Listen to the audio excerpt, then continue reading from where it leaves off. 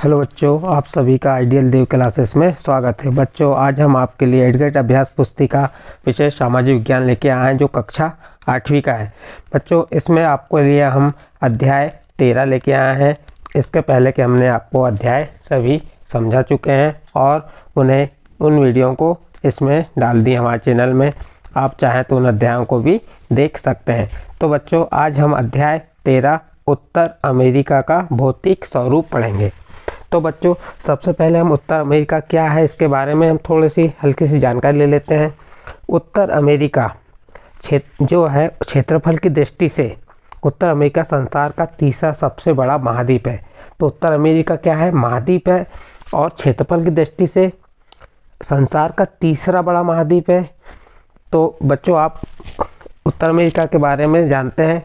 उत्तर America क्या है? एक महाद्वीप है और ये क्षेत्रफल की दृष्टि से संसार का सबसे बड़ा तीसरा सबसे बड़ा महाद्वीप है। तो ठीक है बच्चों, यहाँ पे जो प्रश्न दिए उन प्रश्नों को हम पढ़ेंगे, समझेंगे और आपको समझाएंगे। ठीक है बच्चों, प्रश्न नंबर 1 क्या दिया है? प्रश्न 1 दिया है, कर्क रेखा उत्तर अमेरिका महाद्वीप के किस भाग से होकर गुजरती है? प्रश्न था आपका कि कर्क रेखा उत्तर अमेरिका महाद्वीप के किस भाग से गुजरती है।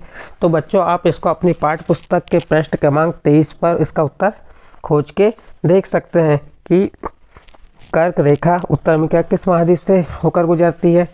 बच्चों, हमने इसका उत्तर यहाँ आपको बताएं। कर्क रेखा उत्तर अमेरिका महाद्वीप के निम्नलिखित भागों से होकर गुजरती है। तो देखिए, कर्क रेखा उत्तर अमेरिका के किन भागों से होकर गुजरती है पूछा था, तो हमने उसके नाम बता रहे हैं कि तो क्या क्या क्या नाम है।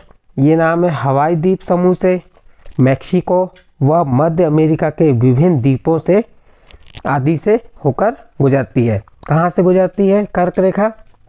हवाई द्वीप समूह से, मैक्सिको और मध्य अमेरिका के विभिन्न द्वीपों से। तो इस प्रकार बच्चों, हमने प्रश्न क्रमांक 1 का आपको उत्तर बताया यहाँ पे। और यहाँ पे अब अगला प्रश्न को देखते हैं हम। अगला प्रश्न हमारा क्या है? उत्तर अमेरिका महाद्वीप का अक्षांशी एवं देशांतरी विस्तार लिखिए। प्रश्न था उत्तर अमेरिका महाद्वीप का अक्षांशी व देशांतरी विस्तार लिखिए। तो बच्चों, आप इसका उत्तर अपनी पाठ्य पुस्तक के पृष्ठ क्रमांक 122 में खोज सकते हैं और लिख सकते हैं। बच्चों, इसका उत्तर क्या है देख लीजिए। उत्तर अमेरिका अक्षांशीय विस्तार 10 डिग्री उत्तरी अक्षांश से, उत्तर अमेरिका का अक्षांशीय विस्तार क्या है? 10 डिग्री उत्तरी अक्षांश से 80 डिग्री उत्तरी अक्षांश तक, तथा देशांतरी विस्तार क्या है? 20 डिग्री पश्चिमी देशांतर से 170 डिग्री पश्चिमी देशांतर तक है। फिर से एक बार हम इस प्रश्न को रिपीट करते हैं बच्चों। तो उत्तर अमेरिका जो उत्तर अमेरिका महाद्वीप है उसका अक्षांशीय विस्तार 10 डिग्री उत्तरी अक्षांश से 80 डिग्री उत्तरी अक्षांश तक, तथा देशांतरी विस्तार क्या है इसका? देशांतरी विस्तार है 20 डिग्री पश्चिमी देशांतर से 170 डिग्री पश्चिमी देशांतर तक है। इस प्रकार बच्चों, आपके प्रश्न क्रमांक 2 का उत्तर हमने आपको बताया। इसके बाद नेक्स्ट प्रश्न है प्रश्न क्रमांक 3। प्रश्न क्रमांक 3 क्या कह रहा है? उत्तर अमेरिका महाद्वीप के पूर्वी, पश्चिमी व उत्तरी भाग में स्थित महासागरों के नाम लिखिए। फिर से देखिए बच्चों, प्रश्न क्या है? उत्तर अमेरिका महाद्वीप के पूर्वी, पश्चिमी व उत्तरी भाग में स्थित महासागरों के नाम लिखिए कह रहा है। जो उत्तर अमेरिका महाद्वीप के पूर्वी और पश्चिमी और उत्तरी भाग में जो स्थित महासागर है उनके हमें नाम बताना है। तो बच्चों देखो, हमने उसके क्या नाम दिए। तो आपका प्रश्न क्रमांक 2 का और 3 का उत्तर देखिए। प्रश्न क्रमांक 3 का उत्तर क्या होगा? उत्तर अमेरिका महाद्वीप के उत्तर में आर्कटिक महासागर, पूर्व में अंटार्कटिक महासागर और पश्चिम में प्रशांत महासागर और दक्षिण में दक्षिण अमेरिका महाद्वीप स्थित है। तो बच्चों, हमने आप प्रश्न पूछा था, क्या प्रश्न था? महाद्वीप के पूर्वी, पश्चिमी और उत्तरी भाग में स्थित महासागर। तो हमने आपको बताया, देखो पूर्वी भाग में क्या है? अंटार्कटिक है महासागर है, और पश्चिम में क्या है? प्रशांत महासागर, और उत्तर में क्या है? आर्कटिक महासागर। अब रह गया एक और कौन सा भाग? दक्षिणी भाग। तो दक्षिण में क्या है, दक्षिण अमेरिका महाद्वीप स्थित है। इस प्रकार बच्चों आपको हमने प्रश्न क्रमांक 3 का उत्तर यहाँ पे बताया। इसके बाद प्रश्न क्रमांक 4 देखिए। प्रश्न क्रमांक 4 क्या है, अंटार्कटिक महासागरीय प्रभाव तंत्र के बारे में लिखिए। तो प्रश्न था, आप इस प्रश्न का उत्तर अपनी पाठ्य पुस्तक के पृष्ठ क्रमांक 126 पर उत्तर खोज सकते हैं और लिख सकते हैं। बच्चों यदि आपको हमारा वीडियो पसंद आता है तो इसे लाइक कीजिए, सब्सक्राइब कीजिए और अपने दोस्तों तक शेयर कीजिए। देखिए बच्चों इसका उत्तर क्या है, अंटार्कटिक महासागर प्रभाव तंत्र में सेंट्रा रेंस,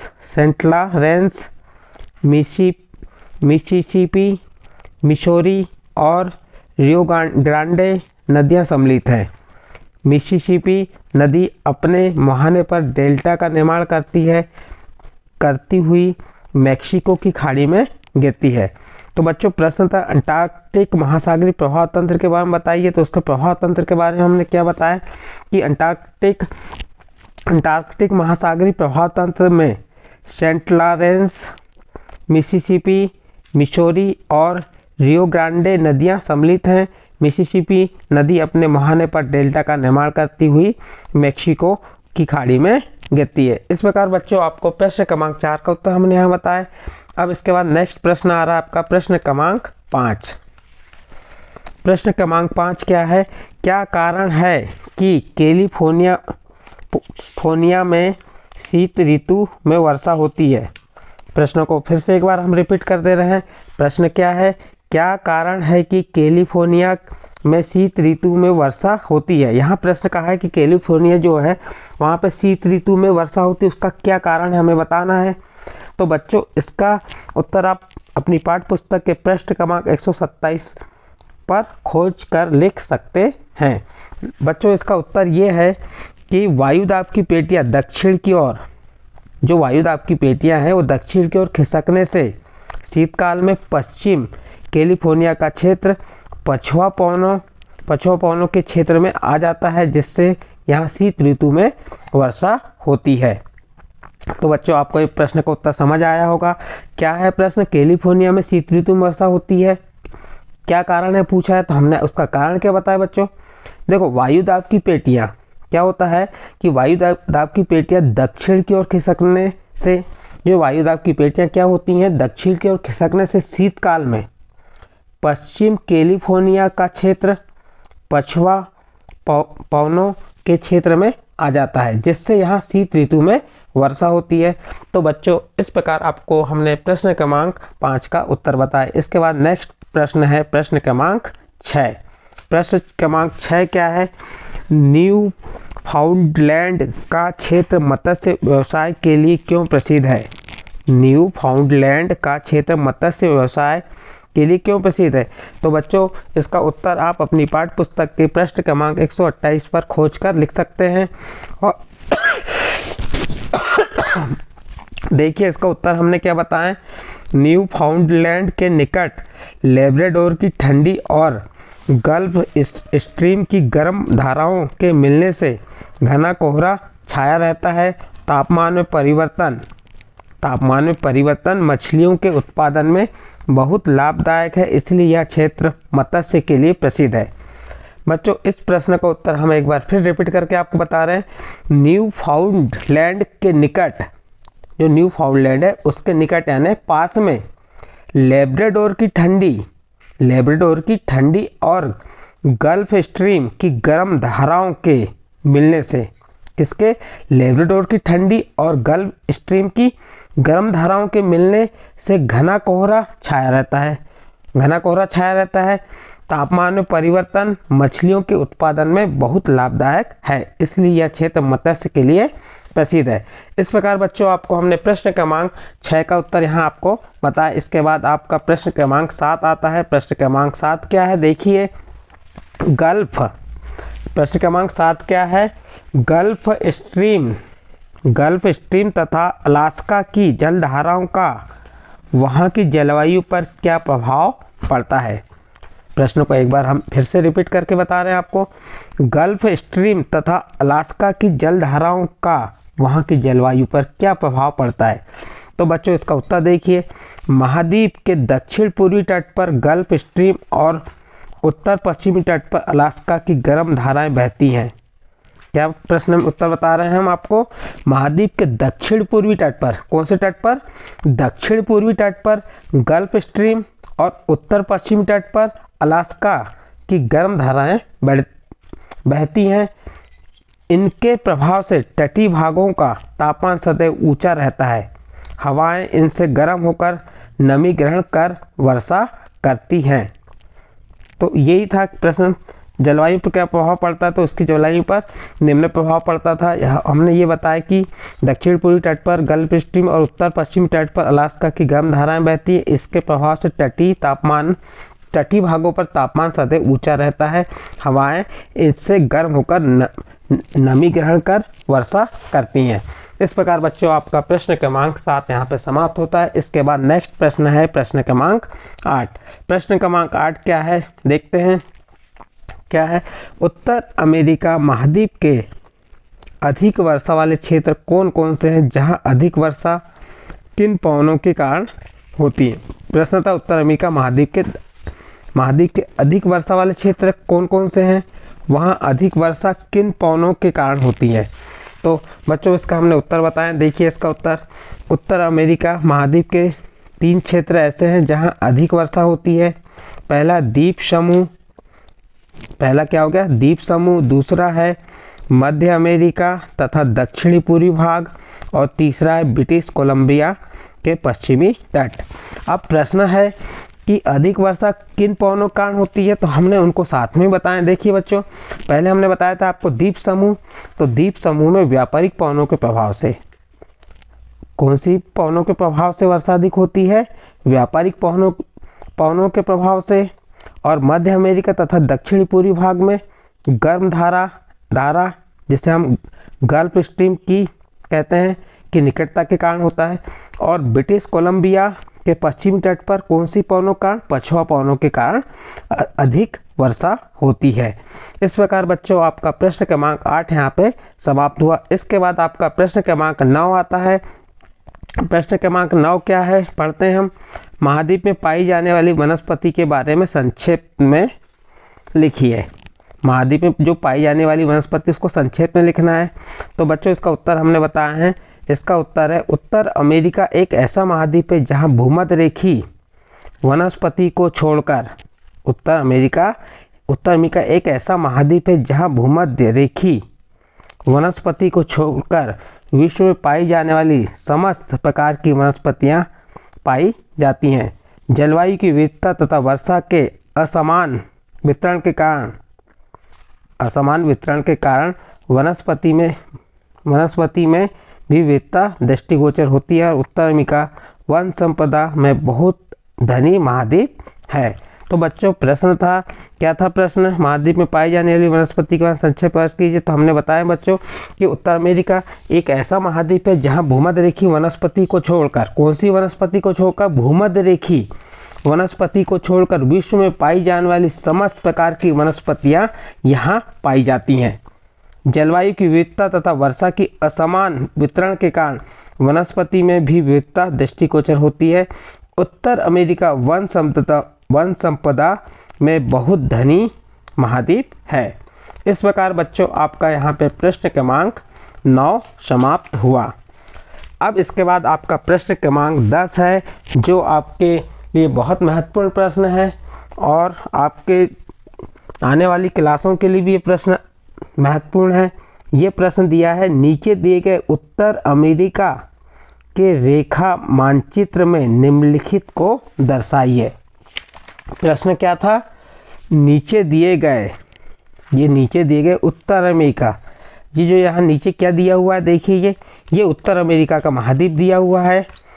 जो आपको क्या करना है, उत्तर अमेरिका महाद्वीप के रेखा मानचित्र में निम्नलिखित को दर्शाइए। निम्नलिखित को दर्शाइए का अर्थ है कि ये अपलेशियन और रॉकी पर्वत, ग्रीनलैंड, प्रेयरी घास के मैदान, अधिक वर्षा वाले क्षेत्र मिसिसिपी और सेंट लॉरेंस नदी, लेब्राडोर का पठार, सुपीरियर और मिशिगन झील, मध्यवर्ती बड़ा मैदान, वाशिंगटन डीसी और मेक्सिको देश, इन जो 10 आपके पॉइंट दिए हैं, इन पॉइंटों को आपको इस मैप में दर्शाना है। तो बच्चों हम कैसे दर्शाते हैं इसके बारे में आपको हम बताते हैं। देखिए सबसे पहले हमारा क्या दिया हुआ है, सबसे पहले दिया है, क्या दिया हुआ है देख लीजिए यहाँ पे, अप्लेशियम। क्या दिया हुआ है? अप्लेशियम दिया हुआ है। अब ये अप्लेशियम अपने नक्शे में कहाँ पे आपको ये देखना है और नक्शे में भरना है हमें। अप्लेशियम कहाँ पे है तो देखते हैं बच्चों अप्लेशियम कहाँ पे है। अब ये हमारा अप्लेशियम और रॉकी पर्वत, एक नंबर में क्या दिया है? अप्लेशियम व रॉकी पर्वत। तो ये जो हमारा नक्शा है किसका है? ये उत्तर अमेरिका का है। अब यहाँ पे हमको किसको बताना है? अप्लेशियम पर्वत कहाँ पे है और रॉकी पर्वत कहाँ पे है। तो देखो बच्चों हमने यहाँ पे बताया आपको, ये एक नंबर में देखना, ये यहाँ पे जो ये क्या है? अप्लेशियम पर्वत है। कौन सा पर्वत है? अप्लेशियम पर्वत यहाँ पे एक नंबर करके बताया है। और 2 नंबर में यहाँ पे देखिए ये रॉकी पर्वत है। तो अप्लेशियम पर्वत जो है ये कहाँ पे? दक्षिण पूर्व में। कहाँ पे ये अप्लेशियम पर्वत जो है दक्षिण पूर्व में स्थित मोरदार पर्वत है। और इसके किनारे न्यूयॉर्क, इसके किनारे क्या है? न्यूयॉर्क शहर स्थित है। जो आपका कौन सा? अप्लेशियम पर्वत ये कहाँ पे स्थित है? दक्षिण पूर्व में। और नक्शे में देखो हमने आपको ये बताया यहाँ पे स्थित है। और ये कौन से शहर के किनारे है? तो ये न्यूयॉर्क शहर के किनारे है। तो इस प्रकार से बच्चों आप इसको यहाँ पे आप बता सकते हैं कौन सा पर्वत? अप्लेशियम पर्वत। अब इसके बाद उसी में दिया हुआ है, क्या दिया हुआ है? अप्लेशियम पर्वत के बाद क्या लिखा हुआ है? वह रॉकी पर्वत। अब रॉकी पर्वत कहाँ देखते हैं हम? यहाँ पे देखिए रॉकी पर्वत ये है, ये जो है हमारे तीर का निशान से आपको पता चल जाएगा ये क्या है? यहाँ पे रॉकी पर्वत है। और इसको हमने नंबर 2 कह के दिए हैं। 1 नंबर किसको दिए थे? अप्लेशियम पर्वत को दिए थे। और रॉकी पर्वत को 2 नंबर दिए। देखो रॉकी पर्वत क्या है? ये सर्वोच्च चोटी है। ये क्या है? सर्वोच्च चोटी किसकी? माउंट एवरेस्ट की, माउंट अल्बर्ट की। तो इस प्रकार से आपको ये रॉकी पर्वत और कौन सा? अप्लेशियम पर्वत को यहाँ पे बता सकते हैं। ये हो गया अप्लेशियम पर्वत और ये हो गया रॉकी पर्वत। इसके बाद सेकेंड नंबर दिया प्रेयरी घास के मैदान। तो अब प्रेयरी घास के मैदान देखो ये रॉकी पर्वत की थोड़े इधर आ जाइए, यहाँ पे मिल जाएगा ये लिखा हुआ है प्रेयरी का मैदान। ये नंबर 3 कह के नक्शा आपका खाली आएगा, हमने यहाँ पे आपको भर के बता दिए हैं। तो ये आपका प्रेयरी का मैदान हो गया। आप अपनी जो एडगेट की बुक है उसमें इस प्रकार से भर सकते हैं। तो आपको 3rd नंबर जो था प्रेयरी के घास का मैदान। तो इस घास के मैदान कहाँ? विश्व में गेहूं उत्पादन के लिए, ये जो प्रेयरी घास का मैदान है ये विश्व में गेहूं उत्पादन के लिए जाना जाता है। रोटी की टोकरी के नाम से भी प्रसिद्ध है। प्रेयरी मैदान को क्या कहते हैं? रोटी की टोकरी के नाम से भी यह प्रसिद्ध है। इस प्रकार बच्चों आपको हमने 2nd नंबर जो है का प्रेयरी घास का मैदान कहाँ पे है नक्शे में वो बता दिए। इसके बाद आपका आता है ग्रीनलैंड। अब क्या आ जाएगा? ग्रीनलैंड सबसे ऊपर नक्शे में देखिए ये देखो यहाँ पे दिया ग्रीनलैंड और ये 4था नंबर कह के दिए हैं। तो ये आपका 3रा नंबर रहेगा एडगेट की बुक में, लेकिन हमारे नक्शे में इसको 4था नंबर से बताया है। और ग्रीनलैंड नक्शे के सबसे ऊपर वाला भाग है। इसे डेनमार्क भी कहते हैं। ग्रीनलैंड को क्या कहते हैं? डेनमार्क भी कहते हैं। और ये ग्रीनलैंड जो है विश्व का सबसे बड़ा द्वीप है। बच्चों ग्रीनलैंड क्या है? विश्व का सबसे बड़ा द्वीप है और इसको डेनमार्क के नाम से भी हम जानते हैं। इसके बाद नेक्स्ट है बच्चों देखो 4था नंबर अधिक वर्षा वाले क्षेत्र। अब अधिक वर्षा वाले क्षेत्र कहाँ है? हम यहाँ नक्शे में हमको बताना है। तो देखते हैं हम अधिक वर्षा वाला क्षेत्र। ये देखिए यहाँ पे इधर दिख रहा है आपको हमारे तीर के निशान के आधार पे। यहाँ पे तीर के निशान पे आप देखेंगे अधिक वर्षा वाले क्षेत्र कौन कौन से? मिसिसिपी नदी और सेंट लॉरेंस नदी। सॉरी ये आपका क्या है? 5वां नंबर है ना। सॉरी अधिक वर्षा वाला क्षेत्र, अधिक वर्षा वाला क्षेत्र ये यहाँ पे देख लीजिए बच्चों, ये दिख रहा है आपको हमने लिख के बताया अधिक वर्षा वाला क्षेत्र। इसके बाद नेक्स्ट देखिए मिसिसिपी व सेंट लॉरेंस नदी। मिसिसिपी और सेंट लॉरेंस नदी कहाँ पे है? देखते हैं यहाँ पे, ये देखो देखिए यहाँ पे मिसिसिपी ये है, ये नक्शे में आपको दिख जाएगा मिसिसिपी किधर है, ये मिसिसिपी, ये लिखा है मिसिसिपी। और उसके बाद क्या कह रहा है, सुपेरियम झील, सॉरी नदी, मिसिसिपी और सेंट लॉरेंस नदी, ये यहाँ पे देखते हैं हम कहाँ पे है। देखो ये सेंट लॉरेंस, ये लिखा हुआ है सेंट लॉरेंस नदी है ये। और उसके बाद कौन सी कह रहा है, सेंट लॉरेंस तो मिल गया आपको ये सेंट लॉरेंस नदी है। उसके बाद मिसिसिपी, तो मिसिसिपी भी ये है, देखिए ये मिसिसिपी नदी। तो यहाँ पे आप किसको बता देंगे, मिसिसिपी नदी को, और यहाँ पे किसे बता देंगे, सेंट लॉरेंस नदी को। उसके बाद नेक्स्ट आपका आता है लेब्राडोर का पठार। अब लेब्राडोर का पठार आप यहाँ पे देख सकते हैं कि कहाँ पे है लेब्राडोर का पठार। तो लेब्राडोर का पठार, ये देखिए हमारे तीर का निशान दिख रहा है आपको, ये जो है ये वाला भाग किसका है, लेब्राडोर का पठार है। लेब्राडोर के पठार में क्या बताया है, देखिए यहाँ पे ये दिख रहा है आपको लेब्राडोर का पठार। उसके बाद क्या है, सुपेरियर और मिशिगन झील, सुपेरियर और मिशिगन झील। सुपेरियर कहाँ, ये देखो ये मिशिगन झील है, और ये उसी के ऊपर क्या दी हुई है, सुपेरियर झील। तो बच्चों आप इस नक्शे को देख के इस प्रकार से यहाँ भर सकते हैं, आपके जो 8th ग्रेड के नक्शे बुक के नक्शे में दिया हुआ है। तो ये सुपेरियर झील, और सुपेरियर झील की विशेषता क्या है, ये विश्व में मीठे पानी की सबसे बड़ी झील है। सुपेरियर झील जो है विश्व में मीठे पानी की झील से मीठे पानी की सबसे बड़ी झील है। और उसके बाद मिशिगन, तो ये मिशिगन क्या है, शिकागो, शिकागो शहर का नाम आपने सुने हो, ये जहाँ पे हमारे स्वामी विवेकानंद जी ने जाके क्या दिए थे, भाषण दिए थे। कहाँ जाके भाषण दिए, शिकागो। इसी झील के किनारे स्थित जो शिकागो जो है मिशिगन झील है, ये कहाँ है, शिकागो में है।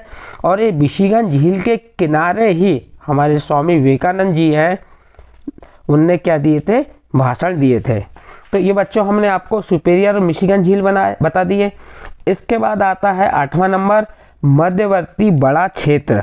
तो ये यहाँ पे ये देखो, ये यहाँ पे ये जो भाग है, ये वाला भाग क्या है, मध्यवर्ती बड़ा मैदान।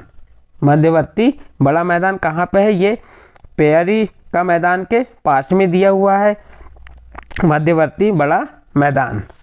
मध्यवर्ती बड़े मैदान के बारे में हम कुछ बताना चाहेंगे आपको। ये रॉकी पर्वत के पूर्व, कहाँ पे, रॉकी पर्वत के पूर्व तथा अपेसियन पर्वत, आपलेशियम पर्वत के पश्चिम में नदियों द्वारा निक्षेपित विशाल मैदान है। कौन सा मैदान, मध्यवर्ती बड़ा मैदान। इसके बाद बच्चों 9वां नंबर है वाशिंगटन डीसी।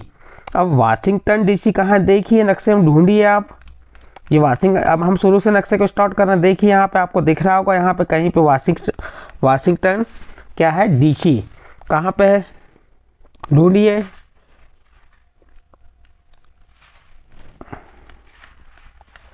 ये हो गया मेक्सिको देश, तो ये तो 10वें नंबर का हो गया मेक्सिको देश। अब यहाँ पे हमको क्या बताना है, वाशिंगटन डीसी।